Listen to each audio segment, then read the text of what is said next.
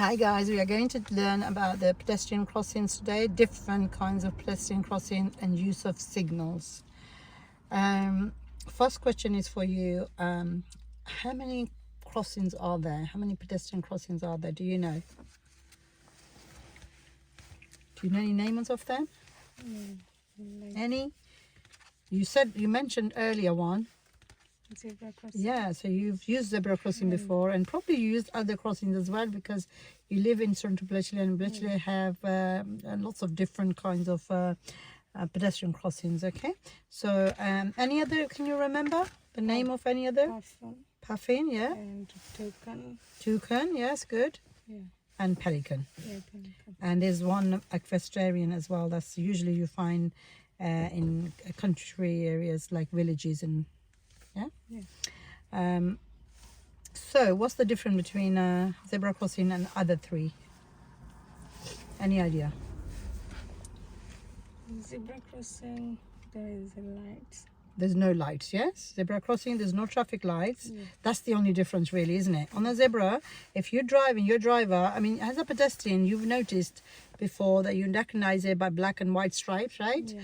So now you're waiting, people come and wait for you, give you way. But if you're a driver, you should be scanning and planning ahead. So if you see a zebra crossing, try to scan earlier and see if the people, especially at lunchtime, school timing, in the morning, in the afternoon, you will see a lot of activities around the crossings, cyclists and pedestrians walking towards it. Keep going and try to see if they are actually looking towards you, then yes, they will cross. If they're not looking at the crossing, they're going straight ahead, then you carry on, you don't need to stop. And other puffin, pelican, toucan, they're all controlled by traffic lights. And now if you guys done theory, you would have read about your pedestrian crossings and the rules. But if you haven't yet done it, then you need to learn about the different pedestrian crossings. So first, the lesson contents today is, or are, the elements are looking well ahead for activities around the crossings. Yeah. Scanning and planning, the use of the MS routine on the approach. Check your mirrors every time you see any crossing. Just look in the middle mirror to see if you had to brake, what impact would be on the driver behind you. The use of the correct speed when approaching and stop if necessary. You don't want to be too slow, you don't want to be too fast. Planning the approach, taking into consideration the color of the light showing. If somebody's there, and the color of the lights can change because somebody must have pressed the button. And the rules relating overtaking and inviting pedestrians to cross. No, can you overtake near the crossings? No. Are you allowed? No. And can you invite the pedestrian? You see pedestrians waiting to cross on a zebra crossing, for example. Excuse me. And can you wave at them, tell them to come on, let's get going? No? No, you shouldn't. Now, false to avoid would be incorrect use of the MSM routine, like you've braked and not checked your mirrors. And incorrect, unnecessary, and incorrectly timed signals. So what does that mean? So wrong way around. So if, say for example, I say go left and you start signaling right. Yeah. Unnecessary, like the bend we just done, and you try to signal on the bend, you don't need signal. Okay, and overtaking stationary vehicles, you don't signal. Incorrectly timed signals, what does that mean? Late or too early. So too late, too early. Yeah. So for example, you want to turn left and you're approaching a junction and just one car back or two car back, you signal, that's no good. You must signal at least 8-10 cars back if it's safe to do so. If there's another junction close by, then delay, no problem. Or too early would be you signal without even thinking there's a junction roundabout, it's hidden.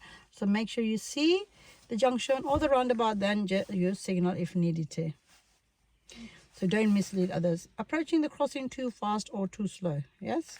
So if you're too fast, that's no good, is it? You won't be able to stop. And if you're too slow, you're going to create a hazard for people behind. And you're being slow because I've seen it for you guys. There's no one in the zebra crossing, but you're still slowing down. No, you don't need to slow down if there's no one there. Failing to stop when necessary. What does that mean? That you should have stopped, but you didn't because you didn't scan ahead and you missed a pedestrian waiting to cross on zebra crossing or on the traffic lights you thought it's green and you're gonna go through, but suddenly it changed to amber to red. And then do you need to apply the handbrake when you're waiting on the crossing for longer than you thought? Yeah, I think Yes, so. you should put the handbrake, because just in case it rolls forward or backwards, depends on the road. And failing to respond to the traffic lights, that you were not scanning about the traffic lights. Like the other day, I was doing mock tests with somebody, and it was green, and the pedestrian was on the other side. Now remember, there's a staggered crossings as well, aren't there? They're two separate crossings, so it'll be green for you, red for them. If you look at the page, new highway code page 13, 14, and 15. And 16. And if you don't have highway code books, you can look at the rule numbers starting from 18, rule number 18, 19, and up to, it goes 28, and then 29, crossings controlled by authorized person. Thus sometimes there's a road work, temporary road work, or road closures because of an accident, etc. And then responding to traffic. Okay, moving off from the crossing too early, what does that mean? Okay, pedestrian still on the road. Yeah, so people are still crossing and you start moving. Now, a lot of time people do that, don't they? I've seen other drive, but unfortunately you can't make sure they've completed the crossing and you carry on.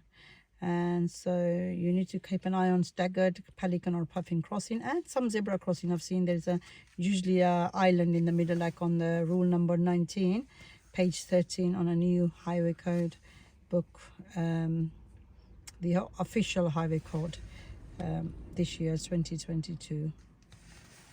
Okay, so then we check your hand signals today, right?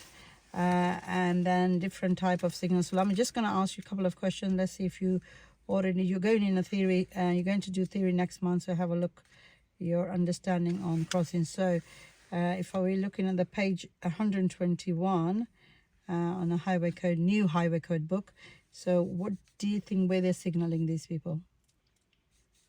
Going which way? They intend to turn left or pull up on the left, right? Yeah.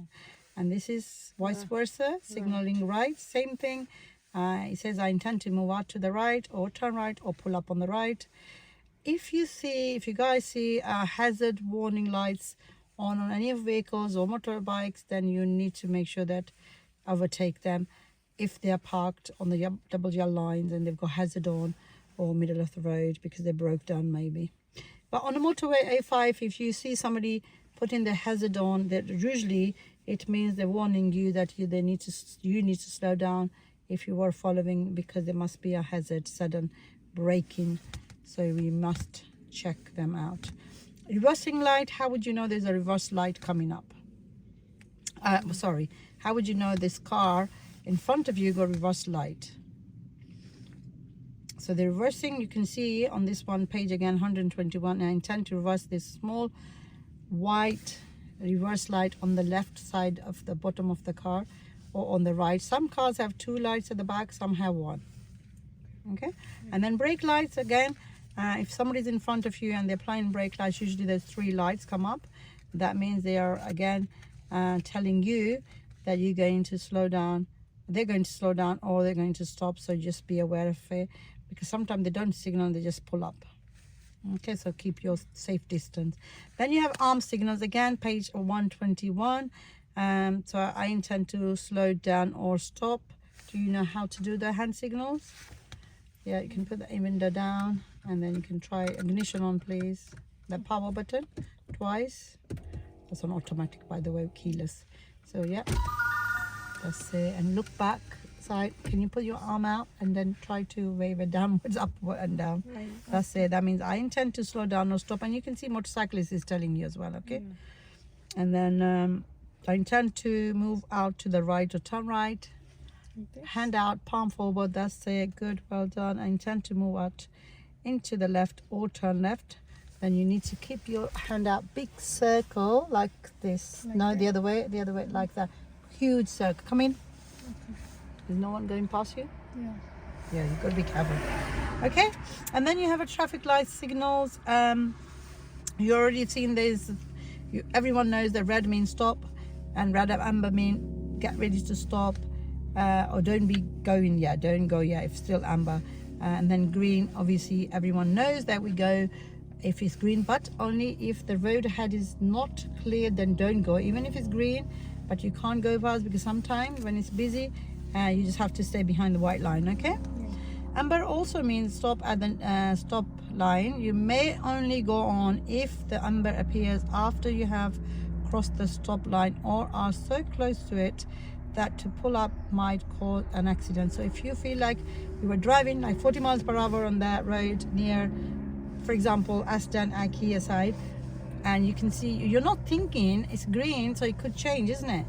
So because you didn't want thinking, now you are quite close to it, you're still doing 40 and then suddenly gone to red, so it's very dangerous to stop. So when you're approaching traffic lights and you see people waiting, these are pedestrian crossing we're talking about, okay, then you might make sure that you are scanning and thinking, what if the color of the light changes? Would I be able to stop nicely, okay, without giving jerky stops?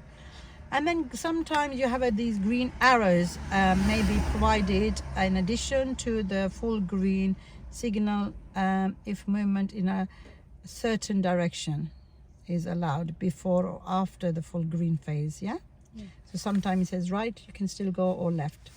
And then you have flash red lights, alternative. Flashing red lights means you must stop, and then these motorway signals, right? Any question about these? You understand them? So smart motorways these days, it tells you on the motorway that this line is closed, and you must make sure not to stay in that lane. Then move over as soon as you can. A lot of people stay in the right lane, and then you keep getting these messages on top of the screens on the motorway. And then this change lane arrows comes up. Then there's if there's a fog accident ahead, then it says end off, so you can go back to it. Okay. Do you have any question? Okay, so we're going to actually go on and drive some. So the next part will be about the driving, finding some crossings. Okay.